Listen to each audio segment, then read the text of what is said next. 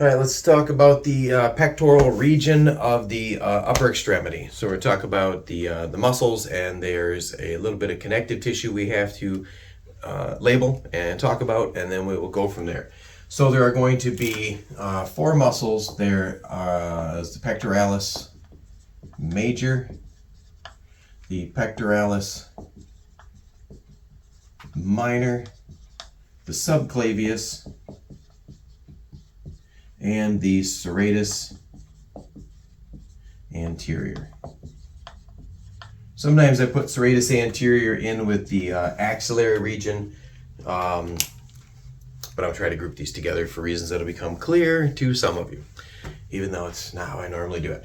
So pectoralis major is going to be the muscle that's going to insert or have an attachment. I try to avoid origin insertion. Have an attachment along the clavicle and the sternum, and then down around onto some of the ribs down here, the costal. So it's generally divided into two heads: the clavicular head of the pectoralis major and the sternocostal head of the pec major.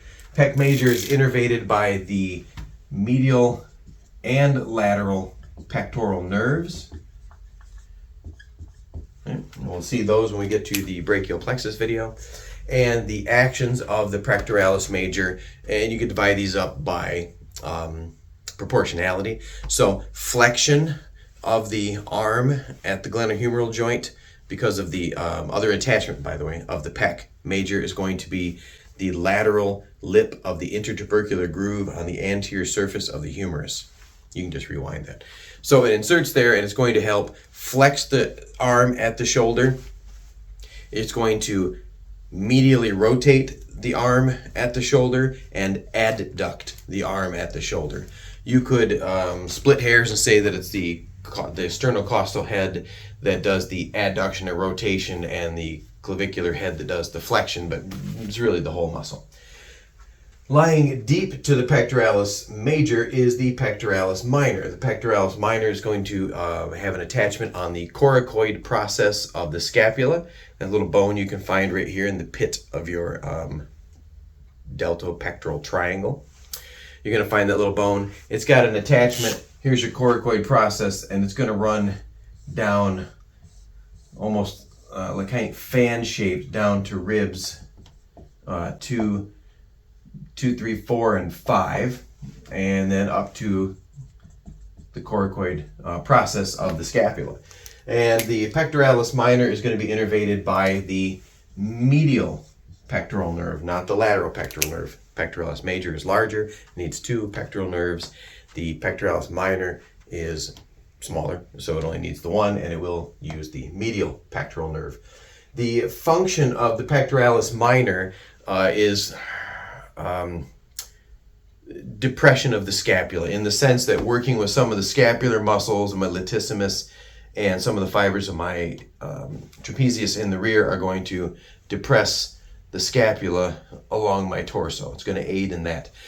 One of the other things it does, because it pulls on the coracoid, and the way the coracoid protrudes anteriorly in the sagittal plane over that kind of the hump of your torso, is it's going to contribute to levering the inferior angle of the scapula away from the body, and can contribute, when shortened and tight, to winged scapula. The other culprit in winged scapula, besides short, tight pec minors, are going to be weakened or somehow inhibited serratus or serratus anterior. The serratus anterior is going to be innervated by the long thoracic nerve. Long thoracic nerve, and interestingly enough, this will be the only nerve that innervates a muscle on its superficial surface. So the serratus anterior, serratus meaning like a serrated steak knife, it's got its anterior edge looks serrated because it's attaching along ribs 1 down to about 8. So it's got a lot of innervations here, a lot of attachments along the side, and then it's going to curve around your torso, deep to your scapula, and its other attachment is along the vertebral or medial border of the scapula. from the superior to the inferior angle. So the whole edge of the scapula is going to be serratus anterior, and then it's going to dive deep to the scapula around the torso and attach along about mid-axillary line, ribs 1 through 8, in this sort of sawtooth manner. The serratus anterior is going to do a couple things. One, it's going to hold your scapula tight to your torso, right? So it's going to keep it tight to your torso, thus a weakened or inhibited serratus anterior is going to allow winging scapula. It's going to stabilize the scapula for pushing or pressing movements of the arm, of the upper limbs, dips, press-ups, overhead pressing. The serratus anterior is going to protract the scapula. It's going to bring the scapula around that lateral aspect of the torso, bringing it forward. This is something we can demonstrate in person. And we can serratus anterior or long nerve palsy or other such injury can prevent that. So when you get in a push-up or press-up position, you see the winging of the scapula or kind of a dropping forward of the torso.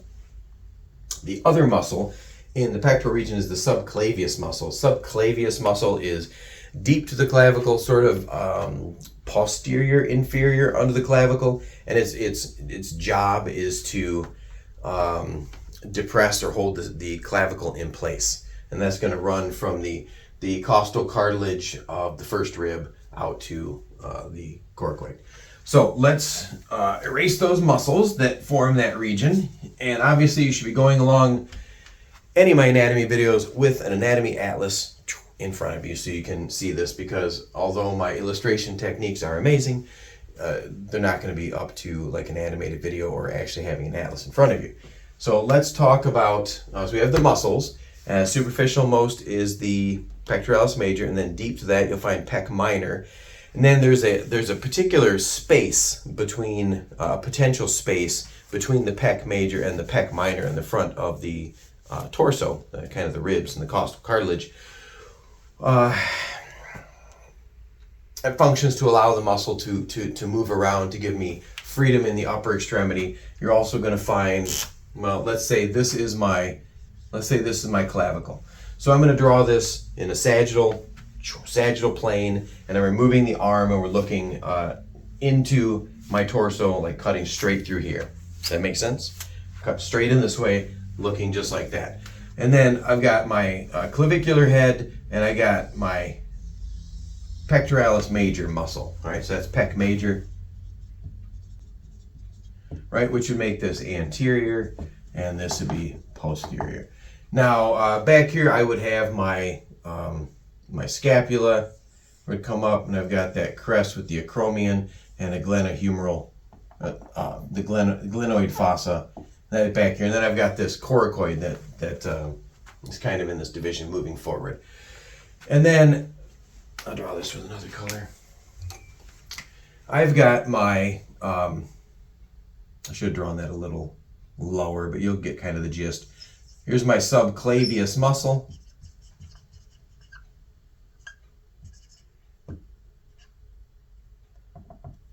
Subclavius muscle, and then here's my, running from that coracoid, here's my pec minor.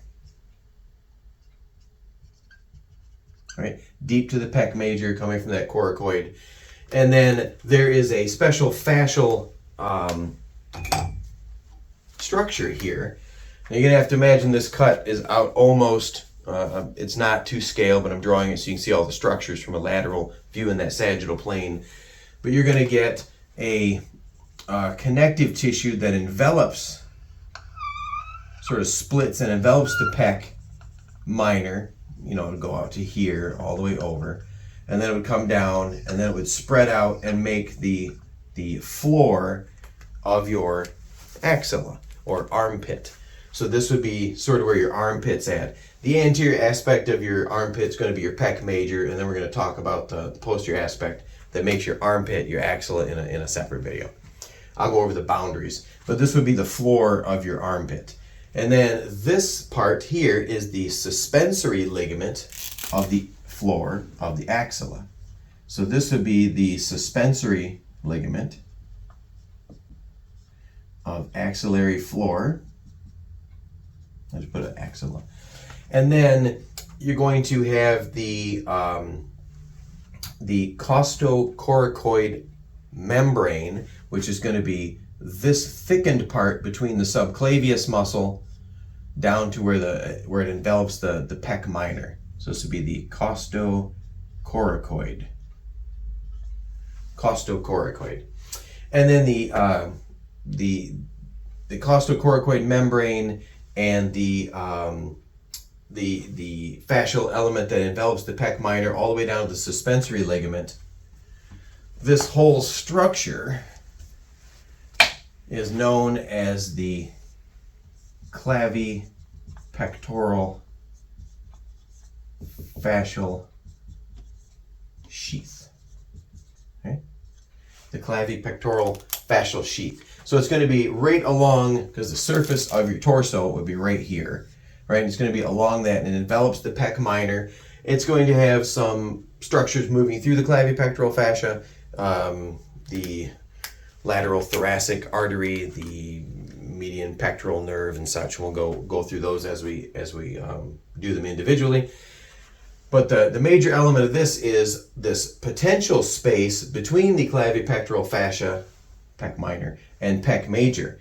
And then clinically, this would be where you see a lot of elective surgeries, specifically breast augmentation, and the implant would go in this pocket deep to the pec major, and kind of they would free the inferior surface or deep surface of the muscular fascia of the pec major from the clavipectoral fascia, and that's where they're going to slide those implants. Okay. This is also because of potential space. You can see a lot of bleeding or infection can lead pus and such in here under that pec major. But that's when they say like under the muscle for some kind of implant. That's what they mean, is this clavipectoral fascia. And you can see through the suspensory ligament of the axilla, through this clavipectoral fascia that surrounds the pec minor up to the costocoracoid membrane, which is a thickened portion, almost a ligament, all the way up to the subclavius muscles, muscular fascia, and attaching to the clavicle. It's got one continuous support all the way down to the floor of your armpit. So the skin of your armpit, where you find that the hair growth and the in your armpit, that's held all the way up through, enveloping the pec minor up to your clavicle. And then it's going to run from the coracoid process laterally all the way over to the costal cartilage of the first rib medially. So that is the pectoral region. And some of the armpit, we'll stop here, and then I'll do another video about the axillary boundaries. Hit like, subscribe, notifications, and then we'll move on.